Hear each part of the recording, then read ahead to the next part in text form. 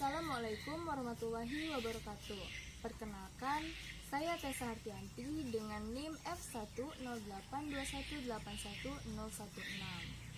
Jurusan Pendidikan Dasar Prodi PGSD FKIP Unikan. Pada kesempatan kali ini, saya akan mempresentasikan hasil tugas mata kuliah Pendidikan Kewirausahaan, yaitu Sociopreneurship Desa Munggu, Kecamatan Ngabang, Kabupaten Landak, tentang pengelolaan dan juga manfaat dari kelapa sawit. Nah, seperti kita ketahui, kelapa sawit ini kan banyak sekali manfaatnya. Salah satunya yaitu ada kelebihan dan juga kelemahannya. Kelapa sawit jauh lebih efisien dan produktif dibandingkan dengan tanaman penghasil minyak nabati lainnya. Banyak sekali manfaat dari kelapa sawit ini. Salah satunya yaitu sebagai bahan baku minyak goreng. Familiar sekali bukan? Pasti kalian telah mengetahui bahwa kelapa sawit menjadi bahan baku pembuatan minyak goreng. Nah, yang kedua, bisa menjadi campuran bahan bakar. Seperti di desa kami, tepatnya Desa Munggu, Kecamatan Ngabang, Kabupaten Landak, bahwa serabut kelapa sawit bisa menjadi bahan bakar. Nah, orang tua zaman dahulu sampai sekarang pun di desa masih menggunakan tungku untuk memasak. Bahan baku untuk menghidupkan api tersebut adalah sawit yang dikeringkan. Untuk membuat bahan bakar dari kelapa sawit mudah saja. Yang pertama yaitu rendam biji sawit 2-3 hari. Selanjutnya, biji sawit diangkat, ditiriskan, dan lalu dipipihkan. Yang kedua, setelah biji sawit pipih, lalu dijemur sampai kering. Dan yang ketiga, setelah kering, biji sawit siap dipakai untuk bahan bakar.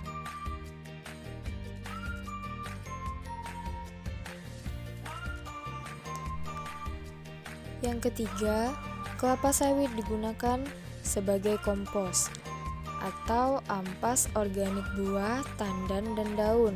Cara pengolahannya juga gampang. Yang pertama, biasanya panen sawit itu 1 bulan 2 kali.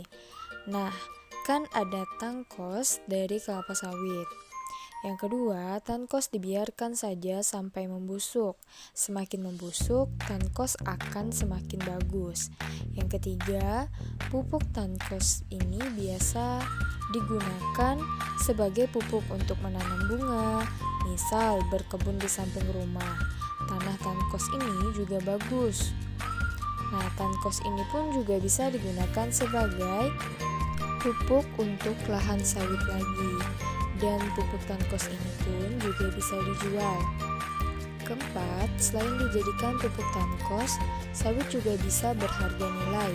Seperti halnya di Desa Munggu, masyarakat sudah tahu dengan adanya jamur dari tangkos kelapa sawit.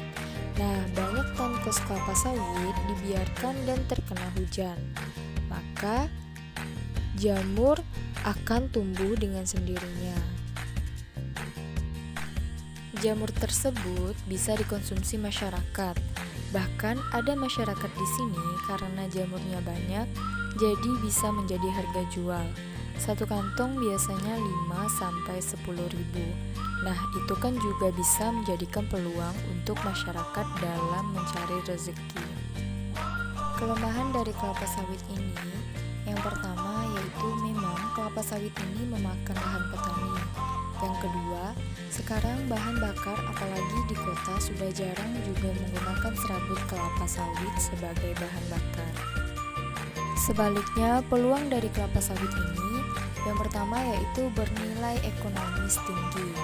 Yang kedua, sumber pendapatan juga. Dan yang ketiga, bisa membuka lapangan pekerjaan.